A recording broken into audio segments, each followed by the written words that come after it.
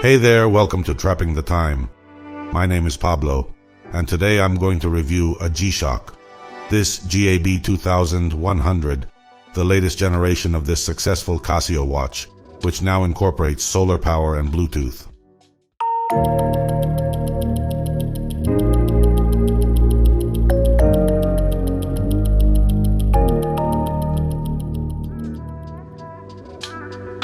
I had long had my eye on the G-Shock GA-2100, a Casio bestseller around the world since they launched it in 2019. That's why, as soon as I saw that they were releasing this version with solar charging and Bluetooth, I seriously considered buying it for several reasons. First is that I don't have any digital analog watch, and also I always liked the design of this one, known in the community as CASIOAK. In fact, I was evaluating its purchase with the metal bezel, the GM series, which appeals to me quite a bit. But it was seeing this much more modest in appearance, but better endowed in features, and I immediately consulted with the guys, and well, none of them were thrilled with it, but we all agreed that it would be a good watch for the channel. There was some debate as to the color, as I said yellow, but Alex preferred blue. The final vote was decided by Andre, and it was in favor of the one you see, mostly because it has a positive LCD screen and it looks much better.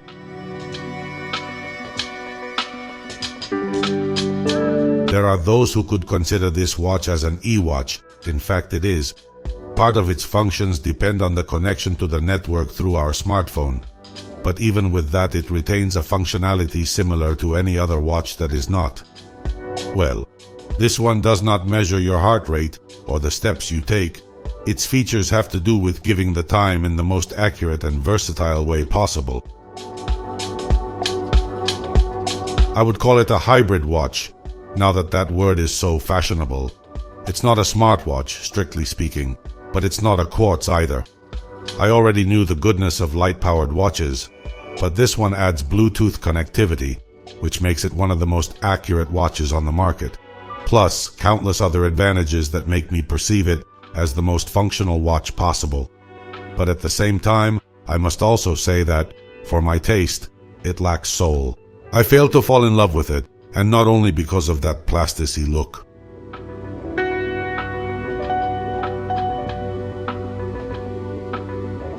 Time is not something exogenous that happens in spite of you, or yes, I don't know. I do not intend to categorize, as this is only my opinion. What I am trying to express is that there is a time that passes inexorably outside our existence, and there is another that is personal and non-transferable. On the one hand, there is time as a magnitude of physics, as a tool to measure the universe, and on the other hand, there is our time, and that is the one I like to measure or perceive in my watches.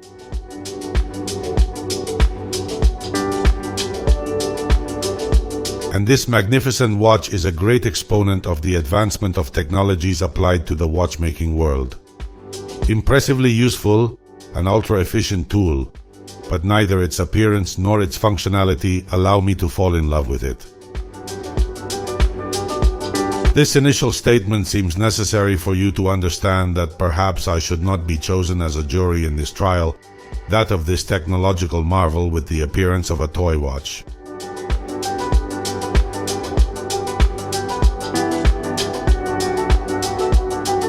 It is a digital analog watch with two hands that incorporates a small multifunction LCD display and a sub-dial that in the previous model indicated the days of the week, and that in this one indicates the mode or the charge of the watch. Later I will dwell on both. As you can see, it is a dial in several layers. The dial is metallic, unlike the previous model, and so we see how it plays with light, giving it a touch of watch a little better made, and the truth that does not come at all wrong, because the rest of the watch looks very plasticky, too much. Especially those huge L-shaped applied indexes located between the dial and the rehaut. How I would have liked these markers to be metallic. I think this piece would gain a lot. Below 12 o'clock we see G-Shock, and below Casio, painted in 2 shades of gray and in different sizes. At 3 o'clock we can read Tough Solar in red, and underneath Bluetooth with its characteristic blue typography. At 9 o'clock we find a subdial fluted in concentric circles, featuring painted bar-shaped indexes on its right half, which are pointed by a rare needle, very counterbalanced and of remarkable size for a subdial, but that coupled with its color, the same yellow we see throughout the watch, makes it look very nice.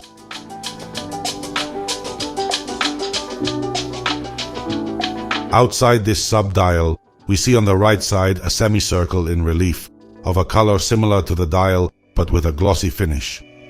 In it, we can read the acronyms of the following functions to be activated by the mode button located at the bottom left of the watch. WT is the world time that allows 38 time zones. It gives you the exact time in more than 300 cities around the world.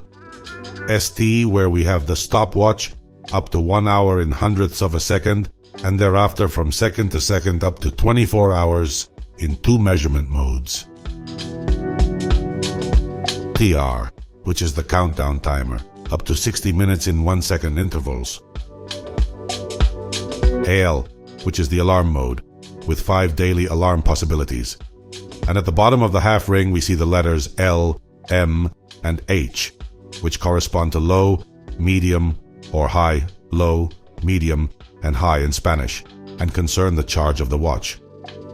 Needless to say, it should always be on M or H, although the watch has a power-saving mode when it has a low charge, which allows it to keep running for up to 18 months, according to Casio. I, for obvious reasons, have not been able to check it yet, nor do I want to. The best way to ensure that this battery, which stores energy through light, lasts for many years, is to always keep it as charged as possible.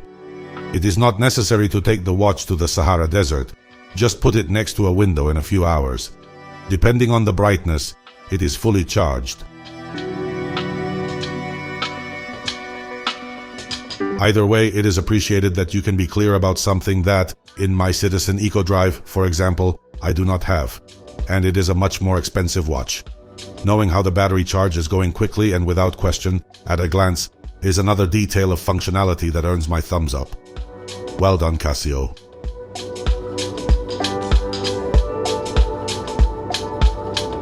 And we come to the mini LCD display, in the shape of a parallelogram.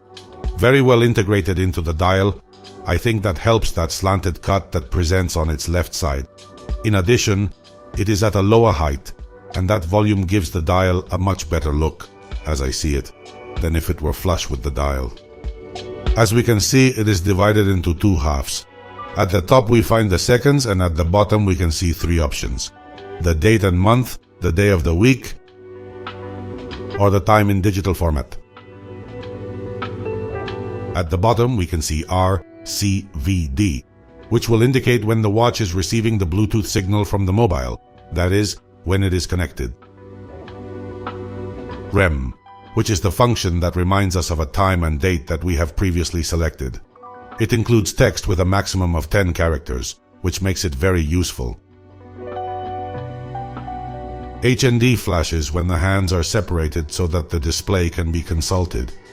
By pressing the Adjust button for a couple of seconds, you can easily see whatever you want to see on this small display. At the top right we see Alarm, which is highlighted in bold if we have it activated, and below Signal, if we wanted to emit a beep every hour on the hour. Needless to say, the connection to the Casio app to perform all these functions with the help of the phone makes things so much easier as to make all the difference. If I had to do it just through the watch and push buttons, I would throw in the towel before I even started, as it can be very cumbersome to chap the manual and try to memorize how to activate all these functions. In that sense, the eWatch part of this smartwatch is, like all of it, of more than remarkable functionality.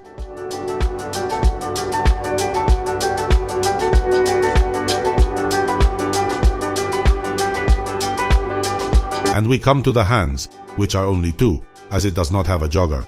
Both are sword-shaped, as always, much wider and shorter the hour hand, and also have a large counterweight that is black at the edge and white to the center. Both carry lumen, but it is as if they did not. It is also true that it is not needed, because by means of the upper right pusher, the whole dial is illuminated, and, as you can see, the digital display also has its own light.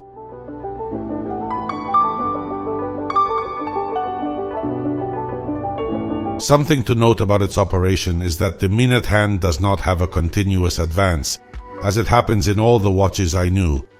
It advances one beat every 20 seconds, and this can be clearly appreciated. I must confess that this is one of the reasons why I do not connect much with this G-Shock. It seems too robotic.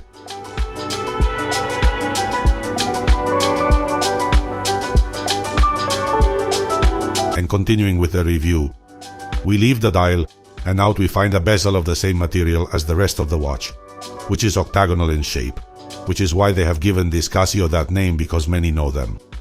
Oak, although I prefer to call it GA-2100. On it we can see painted the following legends: to the north G-Shock and to the south protection, in bold so to speak, and of a larger size than these others we see on the sides. On the right side at the top, light, at the bottom, start, and on the left side at the top, adjust, and at the bottom, mode. All of them painted in very visible black color, and each one is accompanied by its corresponding push button. We see that the case protrudes quite a bit around the bezel. That makes its measurement to the width exceeds 45 millimeters, but it is not as huge a watch as one might infer from that data, as it is only 48.5 in length, a very reasonable measure, and that makes it not perceived huge. Big it is, but very well compensated, suitable for many wrists. In addition, it only has a height or thickness of 1 millimeter, much less than usual in the G-Shock, in which it is not uncommon to exceed 13, 14 or 15 millimeters thick. So again, there is a good job of the Casio design team that has managed to provide these technologies, which previously did not incorporate, without resenting the size of the watch. If we turn it over, we see that the cover is indeed stainless steel, and that this G-Shock has a structure that they call carbon core guard, which protects the module with a carbon fiber reinforced resin casing, which you can see around the metal. That means that the watch can be less thick than usual, and the module is still very well protected. On the cover we can see engraved a lot of references and nomenclatures of the watch. It stands out that it is assembled in China, that it has a Japanese caliber, and that it resists 200 meters of inversion. The strap is of the same material and color as the whole watch, and if anything stands out is for being equipped with quick release pins. The buckle is black, just like that loop, quite large and practical. The strap perfectly holds a watch that, on the other hand, is not heavy at all, barely weighing more than 50 grams. Well, it weighs 52 to be precise.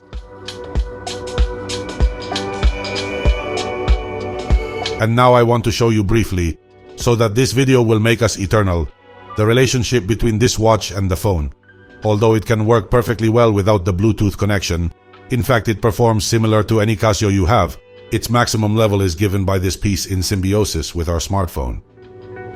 First, because it updates the time 4 times a day in connection with the same atomic clock that regulates the time in our cell phones and radio-controlled watches, although in the latter it only does so once in the early hours of the morning.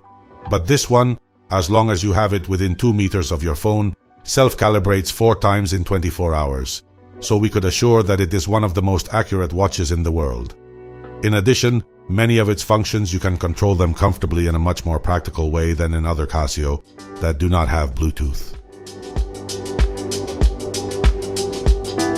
And there is little else left to say about this Casio GA-B2100C-9AER. I'll try to summarize this review between what I like and what I don't, and I'll start as always with the negative. That the strap and case are resin I do not mind, on the contrary, are hallmarks of the G-Shock and give it a colorful and youthful look. But those markers look like a toy, and detract from an otherwise very well-designed watch. I do not like that operation so little organic. That advance of the minute hand every 20 seconds does not please me, and makes me perceive it strange and with many difficulties to get attached to it. I don't know if all Casio analog digital watches behave like this. This is the first one I have, and with it I have discovered that I don't like this issue at all.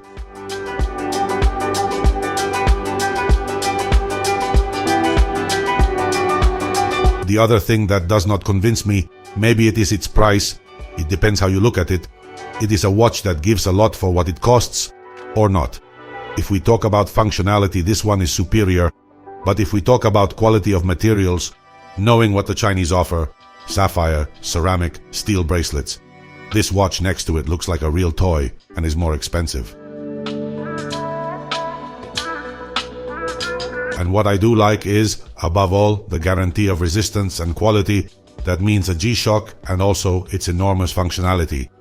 It is undoubtedly the most practical watch I have, the most accurate, the one that I will have to spend less on its maintenance, the one that I will not have to worry about putting battery, the one that will change the summer or winter time by itself, and like those a lot of extras more, but within the reach of the economy of almost anyone.